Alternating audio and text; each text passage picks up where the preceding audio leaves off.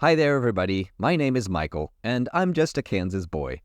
Well, in the Midwest here, it's getting to be the time of fall, and leaves are falling down, temperatures are getting cooler, and that also means it's the spooky season. So Halloween is coming up, it's just around the corner, and Halloween is really a big deal here in the United States.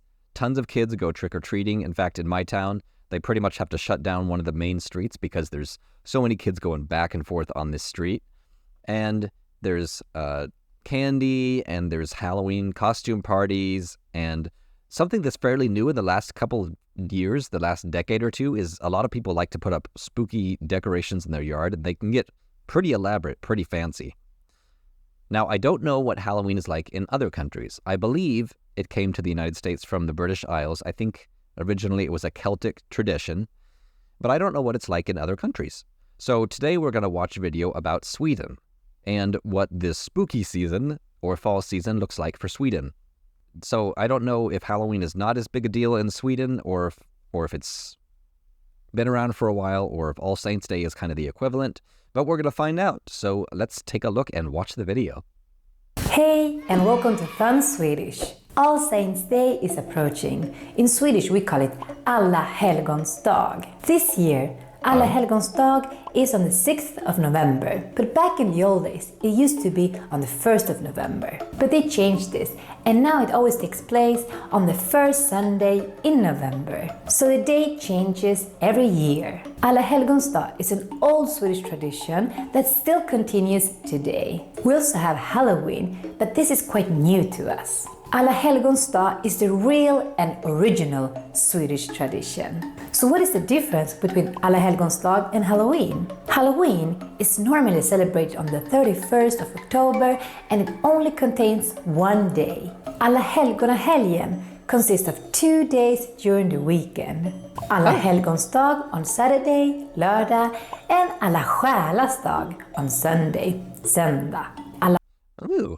Well, you get a whole weekend to celebrate. That's fun. And it does switch, so it's always on the weekend. That's handy. Alla Själas Dag means All Spirits Day. The tradition during this weekend is the celebration of the dead. So if you see an abnormal amount of candles being sold at the supermarket during this period, this is why. If you're going for a walk on this day, after it gets dark, we really recommend you to go by a cemetery because they're filled with candles and make for a beautiful cozy view. Mysigt! You normally go to the cemetery where your relatives are buried because you want to put a candle on their grave. In Stockholm, where I'm from, one of the most common places to go to is Skogskyrkogården. Partially because it's the biggest cemetery in Stockholm, but also because it's a magical place. So beautiful that it's part of UNESCO's World Heritage List. So even if some people don't have any relatives buried there, they still go to this place because it's so beautiful, and they can still light a candle for them there. Well, so it sounds like it's not nearly as much of a spooky holiday as it is in the US. I mean, it's sometimes it almost seems like it goes too far with really grotesque stuff and all of that. And from what I can see so far, it sounds like this is more of a traditional honoring family and ancestors type of thing that's not quite as focused on the really scary side, which is not a bad thing. Skogskyrkogården, a very difficult name to pronounce in Swedish, Yes. can be translated to the forest church garden or the forest cemetery. Because kyrkogård, church garden, is really how we say cemetery in Swedish. So if you're going to be in Stockholm during this period of the year, we really recommend you to go to Skogskyrkogården, because here you will see all the Swedish rituals during Alla Helgons Dag. Okay, well, we're learning a bit of Swedish along the way too. I don't think I can. I'm not going to try to pronounce that just yet because I don't want to embarrass myself. But that's cool. I could figure out the garden part at least. That was pretty much spelled the same. So, ha. Like tända ett ljus, lighting up a candle for the dead.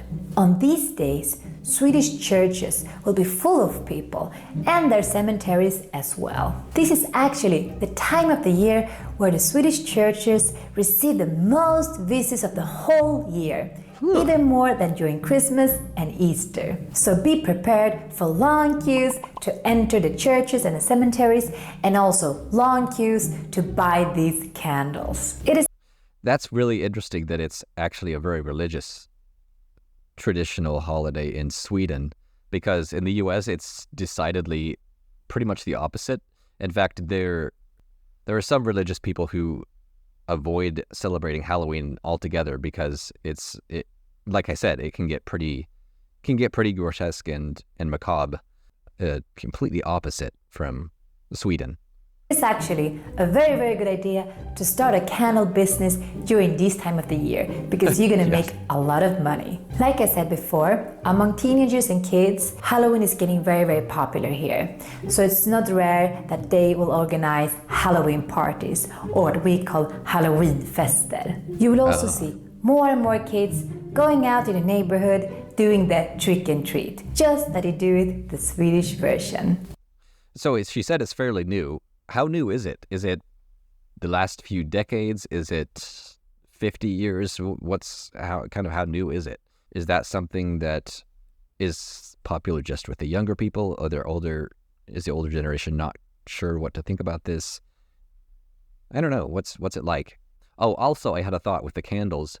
Is the obsession with the candles partly because the days are getting shorter and there's a lot more darkness, and so the candles are kind of to offset that? Or is it more just the church-related aspect? And the Swedish version is called bus eller godis, which can be translated to mischief or candy.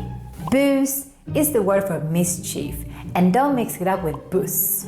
Bus, bus. And the bus eller godis tradition is quite similar to the American one.